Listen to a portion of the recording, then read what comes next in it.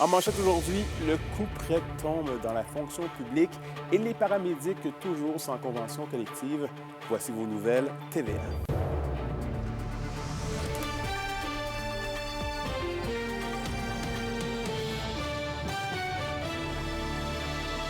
Bonjour tout le monde, ici Anthony Dallaire et bienvenue au TVA Nouvelles. On débute le bulletin en parlant d'austérité, puisque Québec s'apprête à couper dans les fonctions publiques. La ministre du Conseil du Trésor, France-Hélène Duranceau, a confirmé dans les dernières minutes l'abolition de 5 000 postes d'ici le 31 mars 2027. 2 000 postes sont déjà visés pour 2025-2026. Les fonctionnaires qui le désirent pourront réduire leur horaire de 35 à 32 heures par semaine. Les employés du gouvernement devront également être de retour au bureau 3 jours par semaine dès le 26 janvier 2026. Et Québec impose un gel de recrutement, tandis que les ministères qui n'atteindront pas leur cible feront face à un gel d'embauche. La question du jour TVA, une présentation de Mobilier Bélan qui vous offre depuis plus de 50 ans un service de qualité et un grand choix de matelas, mobilier, électro au prix compétitif que vous recherchez. D'ailleurs, à la question du jour, on vous demande, croyez-vous que les différentes coupes dans la fonction publique québécoise auront des effets positifs sur l'économie de la province? Pour voter et commenter, rendez-vous au tvabitibi.ca. Et on poursuit dans le monde syndical. Des membres du syndicat régional des paramédics de la CSN se sont rassemblés ce matin devant les bureaux du député Daniel Bernard à Rouyn-Noranda. Et Olivier, ils étaient réunis pour attirer l'attention concernant deux enjeux majeurs. Oui, Anthony, dans le but de dénoncer le recul salarial offert par le gouvernement dans le cadre des négociations syndicales, Québec qui veut réduire, selon le syndicat, le taux horaire des travailleurs du secteur de 4 de l'heure. Pour l'occasion, eh bien, ils offraient ce montant dans un petit sac aux automobilistes qui circulaient pour que ceux-ci les remettent à la guignolée des médias qui se déroule demain. Ce sont plus d'une centaine de sacs qui ont été distribués. On écoute là-dessus le président régional de la CSN, Félix-Antoine Lafleur.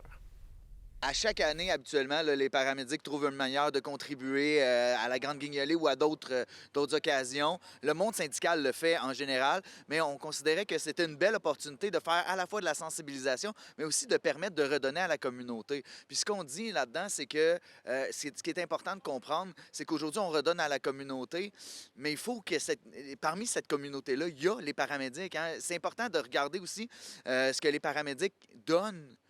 Au-delà de l'argent, mais ils donnent leur santé, ils donnent leur vie, ils permettent à des gens de s'en sortir. Le travail qui est fait est extrêmement important, mais actuellement, avec l'offre du gouvernement, bien, ce qu'on peut voir, c'est que malheureusement, ce service-là, qui est pourtant un service essentiel, bien, n'est pas respecté. Les paramédics de la région qui sont donc sans contrat de travail depuis bientôt 3 ans et en lien avec la guignolée qui aura lieu demain, ils invitent la population à faire preuve de générosité. Parfait, merci beaucoup Olivier. Au plaisir. Et dans le monde de la santé maintenant, c'est aujourd'hui qu'a lieu l'ouverture officielle de la Maison Moreau à Rouyn-Noranda. Après plusieurs années de travail, la Fondation Santé de Rouyn-Noranda inaugure et dévoile sa toute nouvelle installation qui accueille les personnes qui subissent des traitements en cancérologie. Cette maison d'hébergement régional compte toujours 10 chambres et plusieurs espaces communs pour créer un environnement sain pour les patients en cancérologie. Une multitude de services sont présents dans la maison. Et en politique provinciale, la crise au Parti libéral du Québec a des répercussions chez les intentions de vote des Québécois, puisqu'un sondage léger publié ce matin dans le Journal de Montréal fait perdre 6 points aux libéraux. La situation demeure cependant inchangée dans la région, selon les projections de Québec 125. Le Parti québécois demeure en tête comme à l'échelle nationale, qui a d'ailleurs gagné 7 points dans le coup de sonde d'aujourd'hui. Et toujours en politique provinciale, la carte électorale du Québec pourrait être totalement remaniée avant les prochaines élections en 2026. La Cour d'appel est revenue sur une décision prise à l'unanimité par le gouvernement Legault en mars 2024 concernant le redécoupage électoral. Pour Jacques Bégin, président de la Conférence des préfets de l'Abitibi-Témiscamingue, la décision doit être prise de façon très consciencieuse et surtout ne pas être trop rapide. Il se dit pas inquiet, mais reste très vigilant et veille à ce que la région préserve ses 3 députés. Ma crainte, c'est que ce soit fait avec une grande rapidité, sans prendre en compte tous les éléments qui peuvent être importants pour une région. On ne peut pas juste mesurer un comté par le nombre de personnes, parce que l'étendue du territoire, les besoins, notre situation de la région plus éloignée un peu. Donc, il faut absolument qu'il y ait plusieurs critères. Et à Notre-Dame-du-Nord maintenant, la Sûreté du Québec a dû intervenir à plusieurs reprises dans les derniers jours concernant la présence problématique de véhicules tout-terrain dans la municipalité. De la surveillance est effectuée à toute heure du jour comme de la nuit. Jusqu'à présent, 4 conducteurs en infraction ont reçu un constat. Les amendes varient entre 520 et 2 500 $. Certains VTT ont même été saisis pour une période de 30 jours. Et la Journée mondiale de lutte au VIH-Sida, soulignée plus tôt cette semaine, rappelle aux organismes que le combat est loin d'être terminé. Un reportage de Roxane Caillouette. Bruno, Donald, Jacques, Ken, Yves. c'est le sida qu'il faut exclure, pas les séropositifs. Les croyances négatives entourant le VIH-Sida demeurent, mais différents organismes luttent pour la sensibilisation de la population face à la maladie qui fait des ravages depuis plus de 40 ans. C'est important parce qu'il faut se rappeler que cette maladie-là, c'est encore d'actualité. Il y a encore plein de gens à travers le monde qui vivent avec cette maladie-là, qui vivent avec ce virus-là, puis qui ont les conséquences de ça, puis il faut le plus possible dépister les gens pour qu'ils puissent avoir accès à une médication puis à un traitement adéquat. Plusieurs ressources sont disponibles ici en région, dont le Centre des Rosées qui œuvre à travers l'Abitibi-Témiscamingue pour réduire les tabous et apporter du soutien aux personnes vivant avec le VIH. Ce qui est important pour nous, c'est de fournir aux gens toute l'aide qu'ils ont besoin. On va les accompagner, on va essayer de les écouter, s'asseoir avec eux, prendre le temps vraiment de les aider, de les écouter. On va fournir plusieurs services, on va rembourser de la médication, on va les aider avec les transports pour avoir des rendez-vous médicaux. On va aussi leur offrir des groupes de soutien. Et pour souligner la Journée mondiale de lutte contre le VIH-Sida, le centre était présent dans plusieurs établissements scolaires avec des kiosques d'information et de sensibilisation. On fait plusieurs actions, on donne des ateliers gratuits pour sensibiliser par rapport aux infections transmises sexuellement et par le sang. La Coalition des organismes communautaires québécois de lutte contre le sida rappelle qu'il est primordial de poursuivre la discussion. Quand on a un traitement efficace, le VIH peut devenir indétectable et donc intransmissible.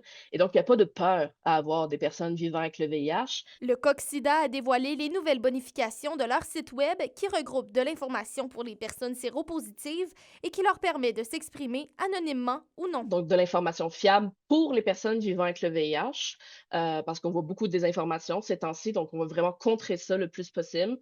Et le deuxième volet, très important pour nous, ça rejoint l'origine du site qui est le témoignage, l'expression des personnes vivant avec le VIH. La tournée de sensibilisation des écoles de la région du Centre des Rosées continue demain à Amos. Roxane Caillouette, RNC Nouvelles, Rouyn-Noranda. Dans un autre ordre d'idées, plusieurs optent pour l'auto-cueillette d'un sapin naturel à l'approche des fêtes. Cette activité gagne de plus en plus de terrain. Olivier Morin nous explique. Aller cueillir son arbre de Noël soi-même chez des producteurs de sapins, voilà une tendance qui gagne en popularité. Et la période commence en force cette année pour Jacqueline Thibault, qui est dans le domaine depuis 2 décennies. Ça a commencé en environ le 10-12 novembre. Cette année, je suis bien surpris. Peut-être que les gens, ils l'amènent pour le mettre sur la galerie, une affaire de même, tu sais. Et puis... à toutes les fins de semaine, ça vient. Plusieurs dizaines de personnes sont déjà venues chercher leur arbre au cours du dernier mois. On est de bonne heure encore, là. Il faut rien que je te parle d'un mois de novembre, là. On va te dire peut-être 100 sapins. Sapin de Noël, Rouyn-Noranda constate aussi un engouement hâtif. Ça va bien, il y a beaucoup de monde. Et puis, la fin de semaine dernière, je pense que c'était un peu le pic. C'est sûr que là, l'engouement pour Noël est toujours un petit peu plus devancé. D'autant plus que cette année, il y a de la neige aussi, là. Fait que ça, tu sais, l'hiver est arrivé, là. Des fois, ça arrive plus tard. Pour son propriétaire, Charles Cloutier, il ne s'agit pas seulement de venir cueillir un arbre, mais aussi de vivre une expérience en famille. Les gens viennent avec leurs enfants. Ici, il y a plein d'enfants, là, quand la fin de semaine, viennent avec leurs enfants, avec le chien. Ils prennent 1 heure dans la plantation. Ils ont identifié 8 arbres. Puis là, le problème, c'est de faire le consensus familial pour savoir c'est quels ils vont choisir. Et puis, pour eux, écoute, c'est des sourires là, qui viennent ici. Malgré que la région soit un endroit propice à la pousse de sapins, les producteurs ont dû faire face à une problématique dans les dernières années. Le problème que j'avais, c'était la tordeuse de bourgeon d'épinette.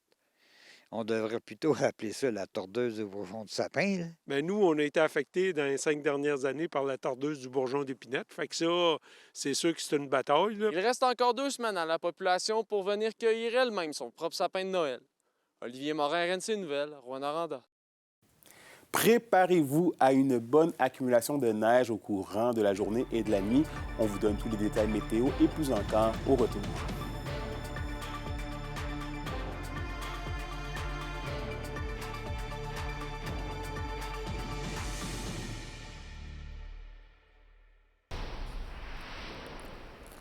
Et au culturel, les danseurs Janie et Martio sont de passage en région avec leur spectacle « Sans toi ».